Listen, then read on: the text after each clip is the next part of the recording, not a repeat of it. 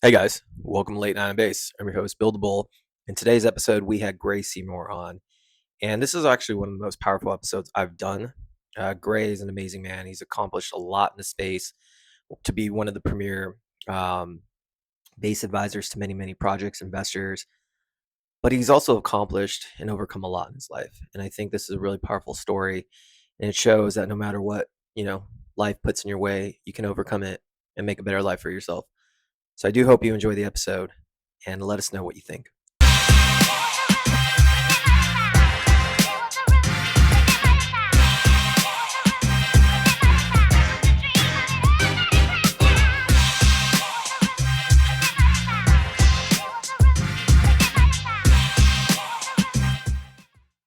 Gray Seymour, thank you so much for coming on Late Night and Base. How are you doing today? Doing all right, man. We got some cool new projects popping up this week. We're going to start working with. I think the I'm confident. I'm always confident the market is rebounding, but I think it's rebounding, and there's some cool stuff in the broader etherverse. The plants are here. It's way too hot outside. I'm great, man. I love it. I was telling you off camera, the plants are just amazing. You got that natural light. If you're watching this, if you're listening to this on Spotify, highly suggest coming to YouTube just so you can see the plants, the lighting. I like it. Makes me feel like I'm outdoors doing this interview. So thank you. Yeah, you gotta bring the outside in. It's my one thing I'm kind of in a small way bullish about is my fiance. Again, this is her project. I have to give her the credit there. She joined Farcaster without any prompting from me today, and immediately like found the plants channel, and I'm like, all right, cool. She refuses to make a Nice. Twitter, but she's now on Farcaster, and I consider that to be bullish too.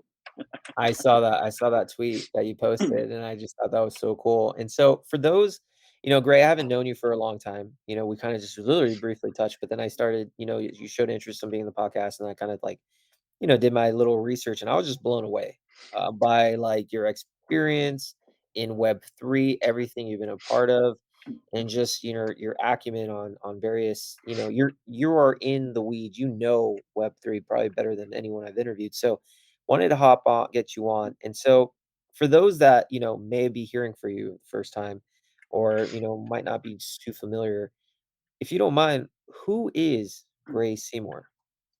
Sure, yeah. Ooh, that's such a better question than what do you do, and I really appreciate that. Yeah. So I run a small Web3 consultancy called the Growth Cult. We sort of call it a shadow consultancy by design. There's very little about the Growth Cult online. That might change at some point, but so far it's made more sense just to focus on the work. Maybe a little more interesting, maybe an interesting jumping off point, the way that I sort of got into this, I got loosely into crypto around 2016, like I think a lot of people did. Bought some Doge, forgot about it, thought it was lost in a phone that was like deep fried. I'd sent it to specialists. I tried to revive it. My fiance one day just says, "Well, have you tried plugging it in?" I'm like, "Oh, of course I've tried plugging it." She's like, "Let me try it." Okay.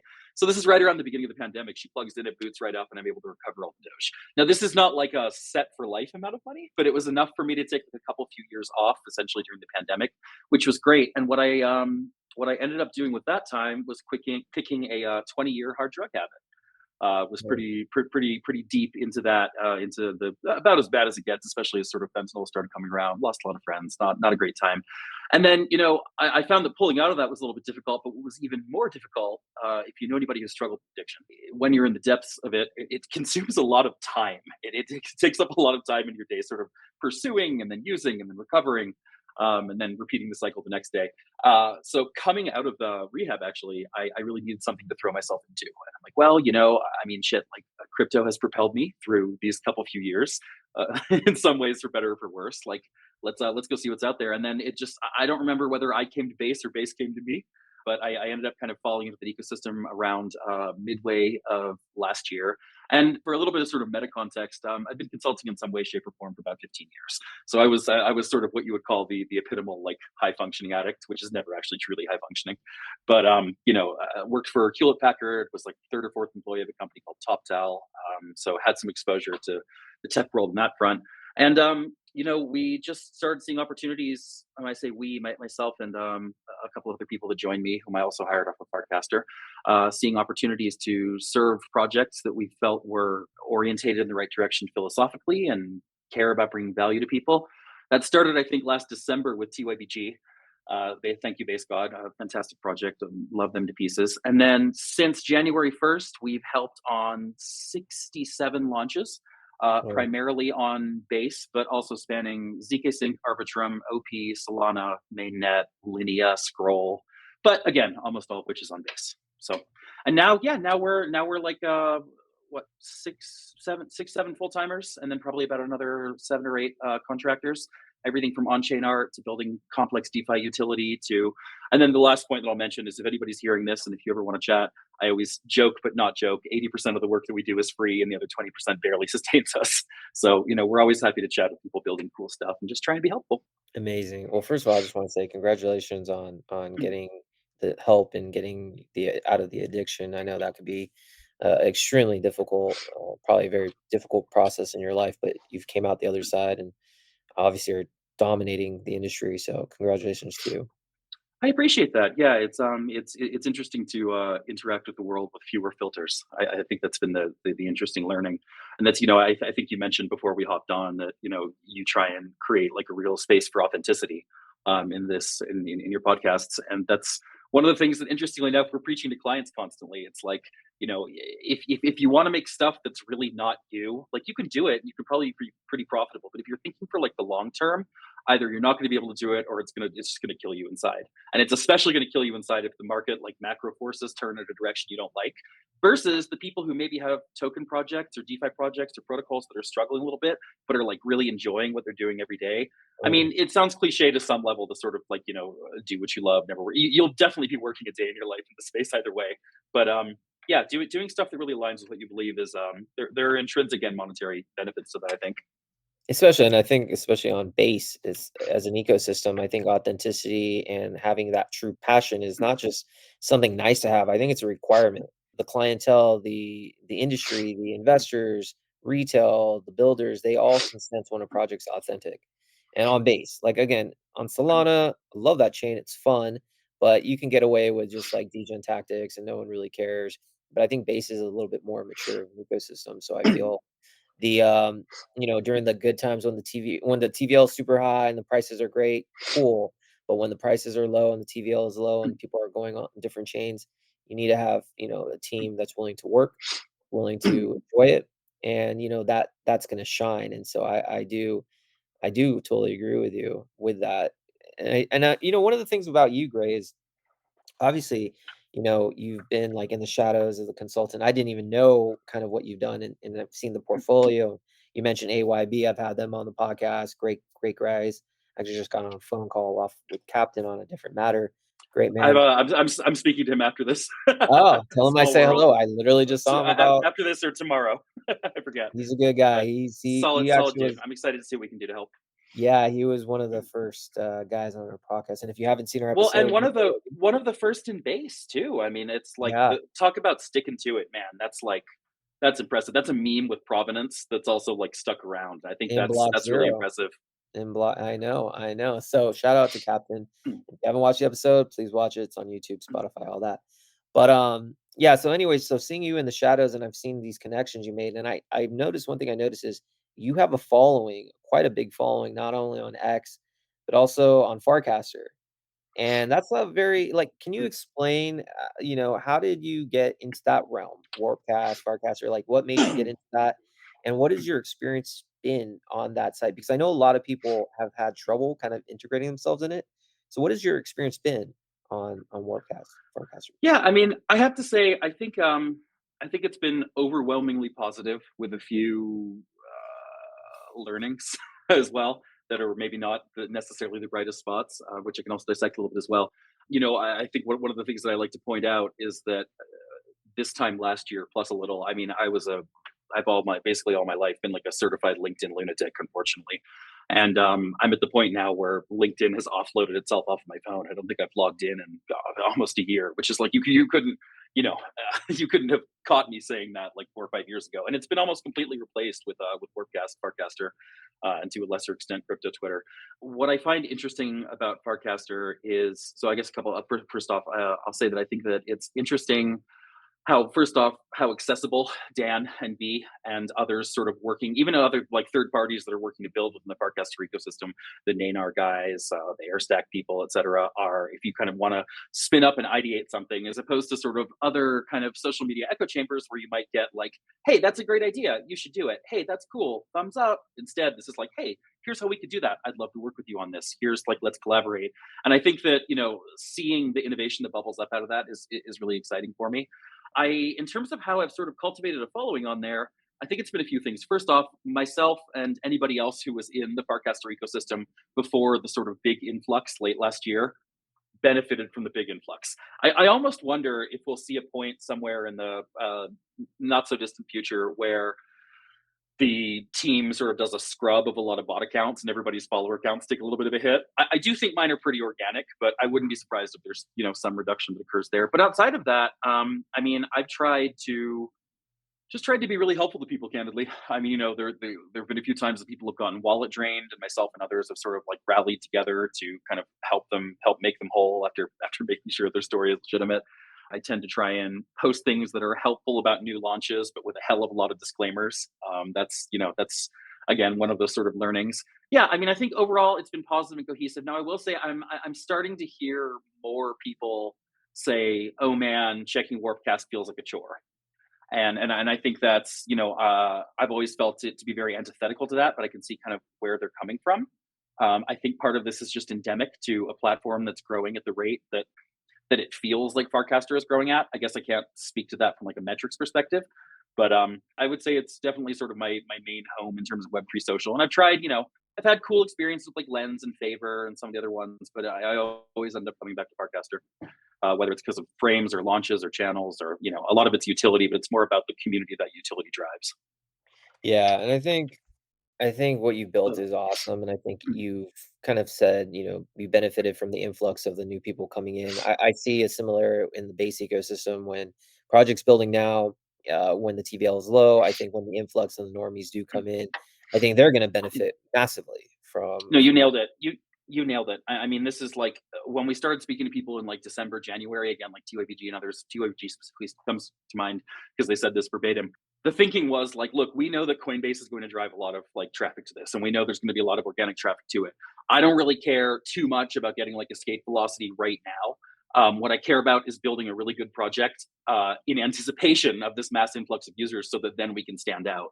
And in the case of them and a handful of others, the really cool thing is they focused on building a good project and gotten the velocity and are still expecting ads. There's this sort of like compounding effect. However, I will say some other projects that I'm aware of, maybe even a couple that we've spoken to historically, I think some are occasionally, and maybe a little controversial take, I think some are maybe a little bit overly reliant upon that. Mm. And I think that can be an easy trap to fall into, essentially like, oh, I'm just going to put something out there and then like Coinbase will do the marketing for me. That is not how this works. That's fundamentally not how this works. But I understand the approach. I would, were I a betting man, I would guess that that's not how that's going to pan out.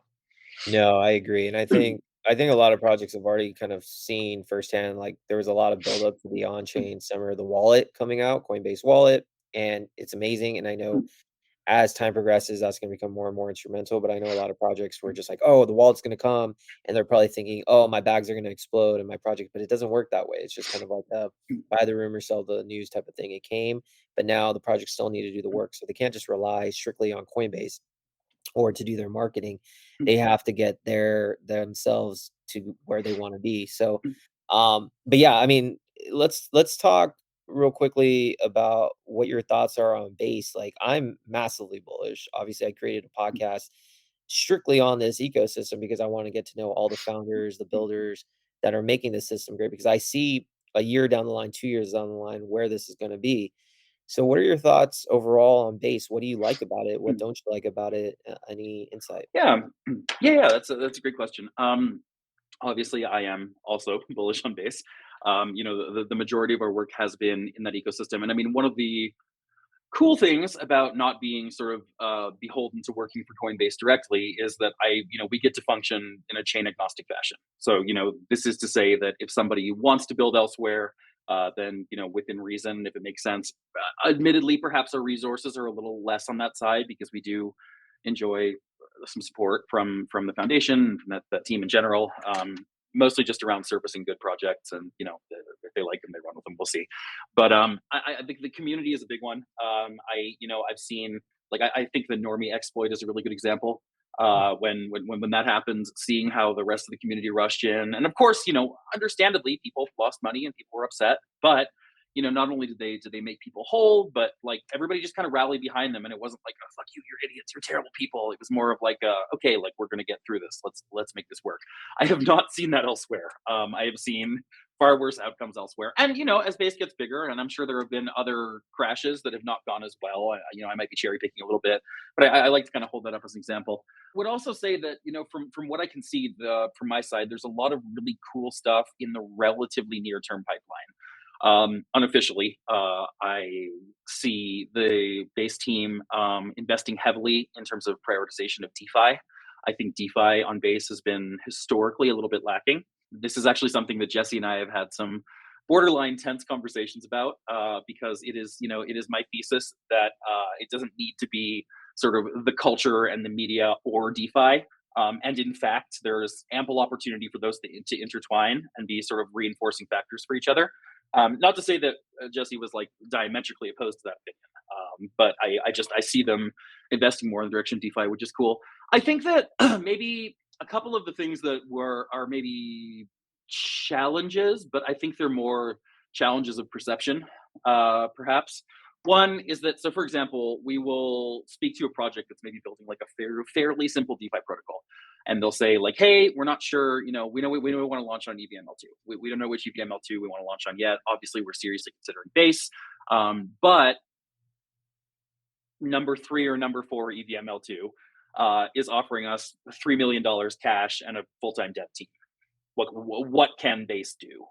And it's I to be clear, I don't think the answer there is to match or exceed that. That's such a losing game. You don't want. There's no point in going on a project by project basis bidding war to get people to build on base. That's insane. I would never suggest that. I just think that not everybody necessarily has had the opportunity to kind of dig into the builder community on base and sort of see what's possible and understand that, like, when the base team might come to the table and be like, "Hey, so we're not going to give you $3 million in a full time dev team, but here's this other host of benefits, whether it's like engineering support from our awesome team over here, or whether it's signal boosts where appropriate." I think that's I think it can be hard. It can be hard to sort of get your arms around what that means and how that maps versus sort of that kind of offer. I think this also feeds into the other thing, which is, as I'm sure you can imagine, there are I would say some limitations. Of course, I don't speak on behalf of Coinbase at all, but outsider looking in, there are some limitations in terms of what they can and cannot promote. Right? Be this SEC scrutiny, be it optics. And I think this is just sort of the reality of the game, right? And I mean, it's not terribly surprising. I think they found elegant ways around that while still being like legally compliant, which I think is cool. But I know that this is something where, at the same time, if you're expecting direct shilling from the ecosystem, I think you're kind of setting yourself up for failure. But yeah, I mean, to cap that off, I'm extremely bullish about it. I'm bullish about Frontier L3s. One that we are investors in is B3. Uh, B3.fun. This is being built by Daryl and Victoria, who previously led Onchain Gaming and creators for the Base Foundation for the team. I'm super excited, like I said, about DeFi on base ramping up, on-chain gaming in general, even separate from B3. And then I also I'm seeing more and more normies come in, which I love. And I think that of course, I know that the team is doing work on this front, but it's really kind of incumbent upon all of us, be it projects, be it podcasts, be it anyone, to sort of build those on ramps and kind of not scare anyone off. I always like to say that you need to give people a reason to jump in the pool, but also keep swimming. And I think we've spent a lot of time thinking about getting them in the pool, and I think it's time to start thinking a little bit about how to keep them swimming. I like that. I like that. Keep them swimming. Keep them coming. Get them in the pool, and then keep them swimming. I might need to trademark that phrase or whatever. That was a good one. I you're spot on, and I think for me, I'm just excited to see where the next couple years goes with base. I think the unparalleled support. And yeah, I totally agree. There shouldn't be an on chain like a bidding war between any projects. I think that's just recipe for failure. But I do think that the support that Base has, and especially in the US, it's just unparalleled. Like the number one exchange, they're the most compliant, they're the ones that the normies are gonna trust to come in. It reminds me a lot of like BSC in 2021, actually, like Yeah. how that just grew in popularity. I think once gas fees especially rise as the bull market, like I'm very much a bull. Like you were saying, you think you're a bull right now too, bull market, or optimistic that prices are going to go higher. I'm very much 2024 is extremely a bull market season. And I think when normies come and they start seeing gas fees on Ethereum, if they ever get to like 2021 levels, oh my God, people are just gonna wait. Give me Coinbase, give me Base. I'm staying on that chain because, who wants to pay, hundreds of dollars of a transaction when you could pay pennies on Base, you know? Yeah, this was especially post Denkun too. I mean, it's like the gas fees have just gotten better and better. And then I mean, again, like you mentioned Coinbase Smart Wallet earlier. I think one of the things that they've done that's very clever is offering up those paymaster grants to, Yeah. for people that are building smart wallets to get like gasless onboarding of users. I think that's really cool. Stuff like that tells me that they're thinking about like where can we deploy resources to bring people in as opposed to just like where can we spam probably VC money at things, Yeah, which no, is otherwise kind of a recipe for disaster. And also, absolutely. the sort of the support struts that have been there since sort of the earlier days of base. Like I am a massive Aerodrome maxi. I am like a diehard Aero guy.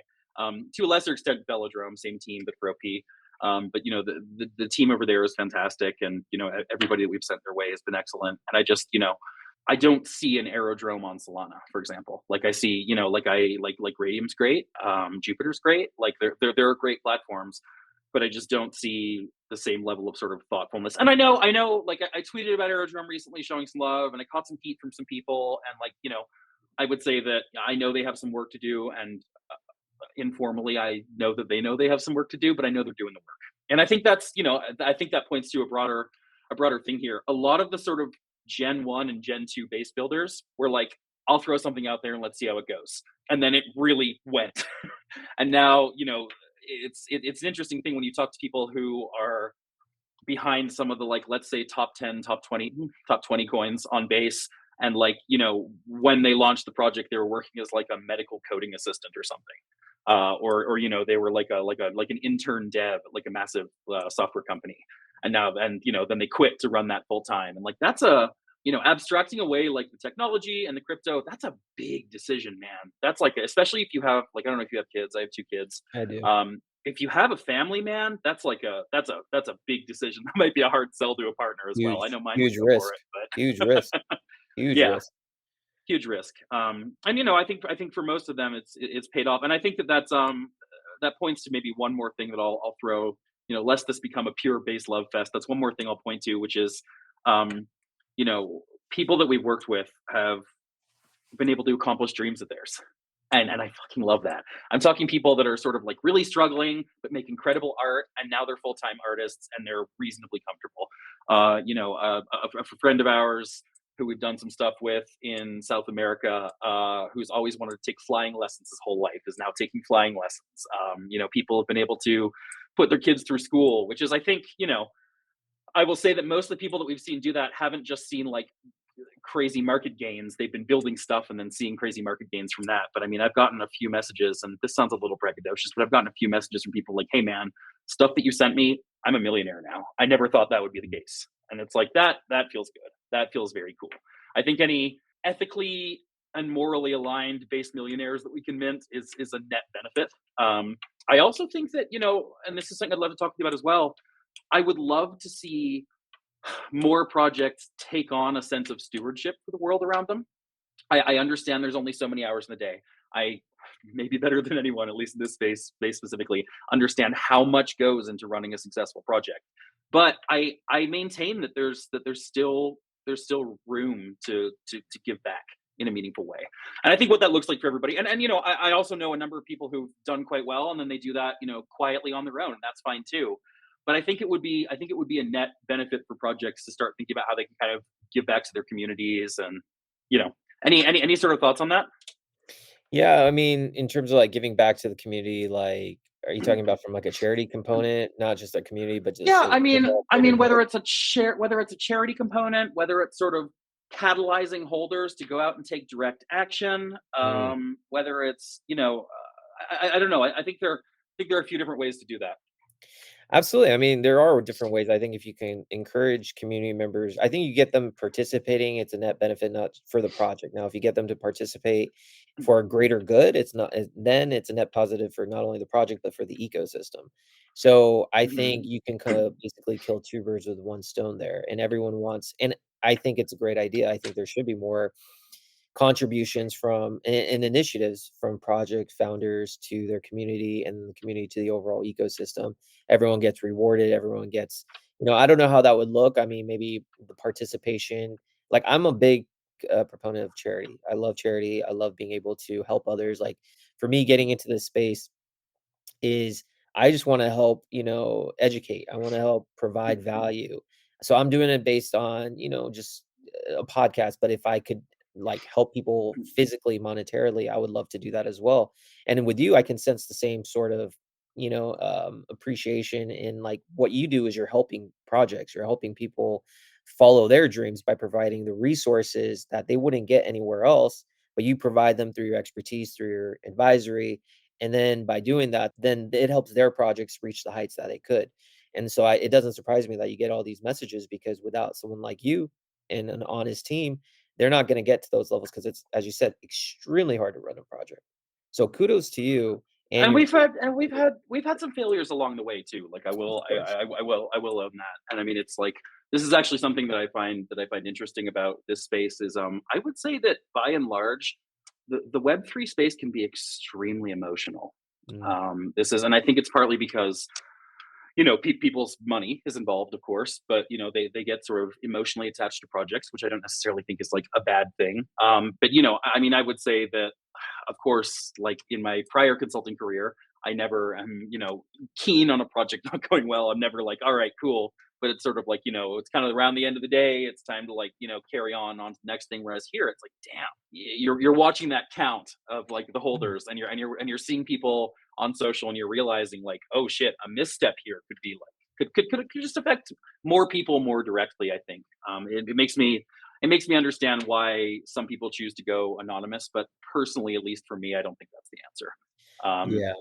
it doesn't seem like it is necessarily for you either. It seems like you're pretty. I mean, this is your real face. I don't think it's a filter. You're No, very it's not handsome, mind you, filtered. but Oh, thank you. No, I'm all authentic. To me, it's like, I understand why people want to be anon in this space. There's some bad actors, but I think, if you have the ability and confidence of not worrying about that, and authenticity matters. And I think it helps separate people, right? Being authentic, docs in this space, it's kind of rare. And I think like for me personally, I'm comfortable doing this because I think the basic ecosystem is much more mature. The type of people who are a part of this, the type of investors, I think is much more mature than, of course, like a Solana.